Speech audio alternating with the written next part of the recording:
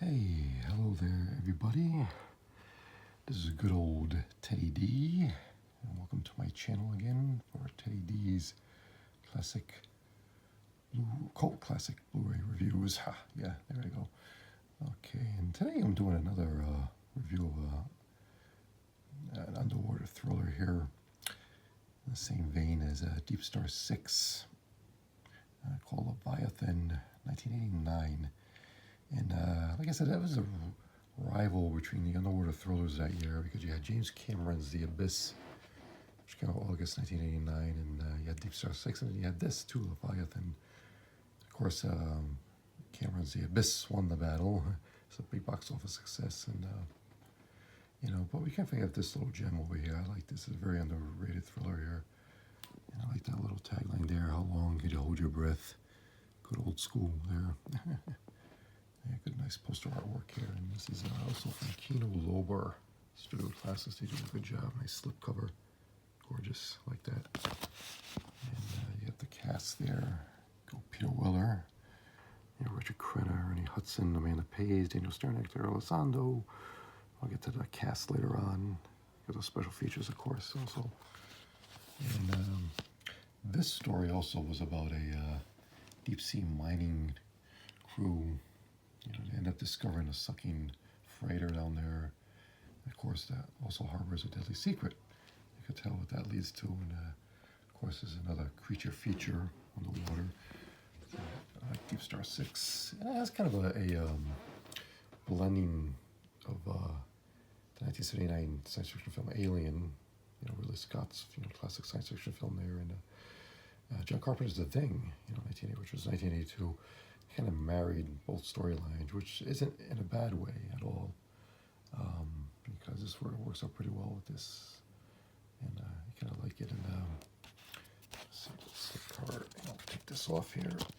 Like I said, you have disc here, and of course you got the 4K Ultra HD.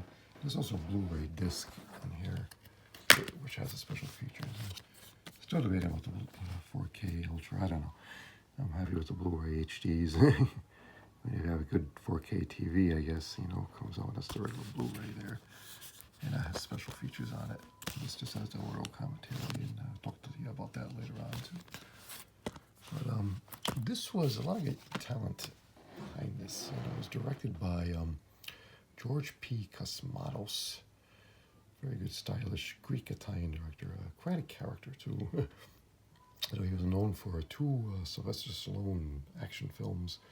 Of course, Rambo, First Blood Part 2, 1985, and Cobra, which is 1986. He ended up doing the Western Tombstone, 1993, which, of course, with Kurt Russell and Val Kilmer. He's very good. Yeah, very good, good director, good with action, and also the screenplay was by David Webb Peoples. And David Peoples was known for the script for Blade Runner in 1982, and that's another cult classic gem, science fiction film. And he went on to do the Western Unforgiven for Clint Eastwood, which was 1995, which won an Oscar for Best Picture. Clint won Best Director, too, for that. And Jeb Stewart also was one of the writers on this. He was known for Die Hard, 1988, Bruce Willis, the first John McClane film. So you got a lot of good talent there. And of course, Stan Winston did the special effects, the creature effects. The late Stan Winston, he was really good, which is a shame he's gone now. But he was a genius. He designed the creatures for Aliens, 1986, Predator, 1987, and Spielberg's Jurassic Park, which of course 1993. Incredible special effects designer. He does the creature design in here, which is really good.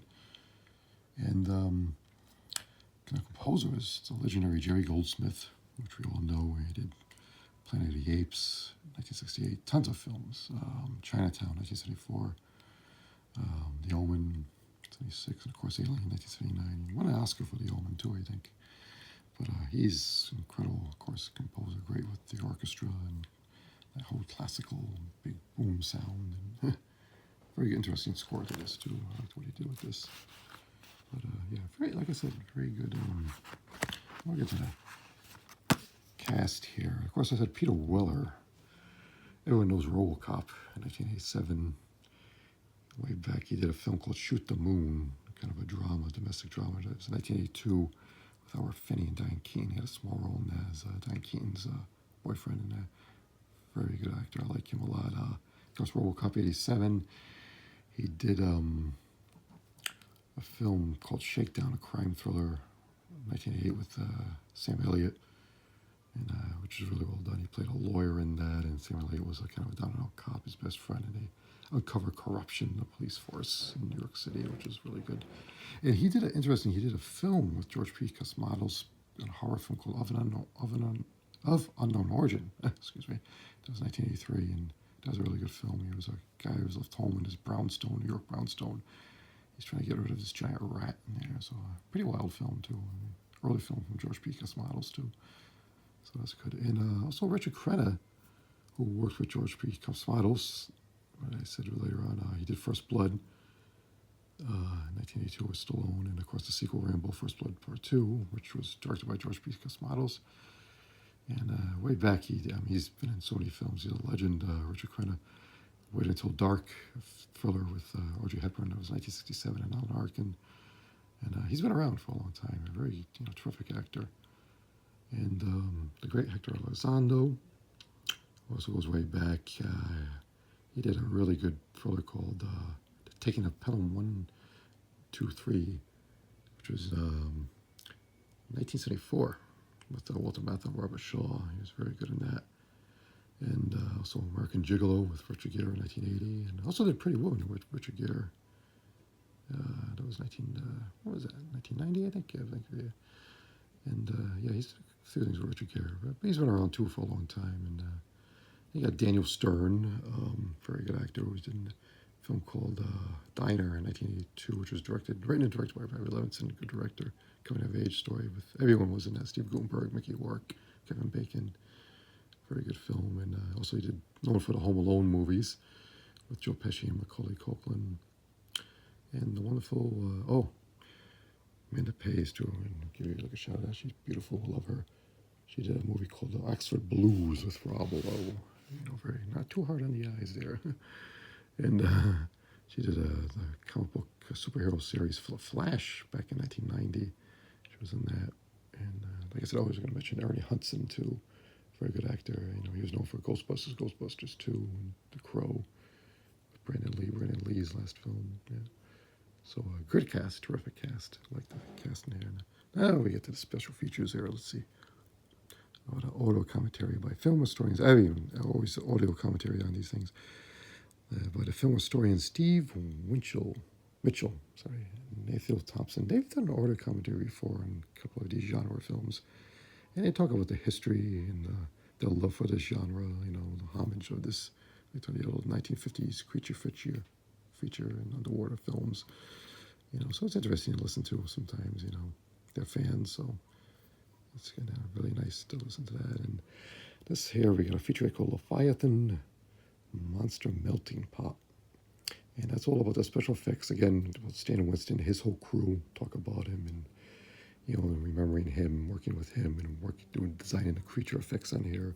So it's very interesting. Again, if you love special effects and monster effects, it's very fascinating to listen to. And these guys worked on a lot of stuff, and they tell an interesting story about how they were wondering how they were going to, survive this film because of they had with the Abyss and Deep Star 6 also coming out. So that's pretty interesting to listen to. Yeah.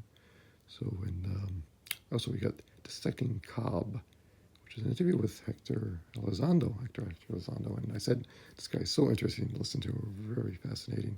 He talks about his career and his friendship with Richard Crenna and Ernie Hudson, Peter Weller, everybody. A little funny story. He talks about George P. Cosmatos. He had some disagreements with him, but I think everybody had disagreements with George P. Cosmatos, even Stallone back in the day when he worked in the films, but it's a funny story about that. And he talks about the reason why he did this film, because he heard they were filming in Rome, the old Cinecittà Studios. I'm not saying it right, probably, but there's great film director Federico Fellini worked there, and he wanted to be at the studio where Fellini did his movie, so that was pretty funny. I like that. So there, and also you have Surviving Leviathan, an interview with actor Ernie Hudson, and again, very interesting interview with him. He talks about his career, his starting off in the theater, and of course, what his fan base is known for, the Ghostbuster films, of course, and his friendship with Hector Elizondo and working on the film, and his disagreement with George P. Cosmatos about the ending, which I won't give away too much, but it's a pretty funny story. I like that.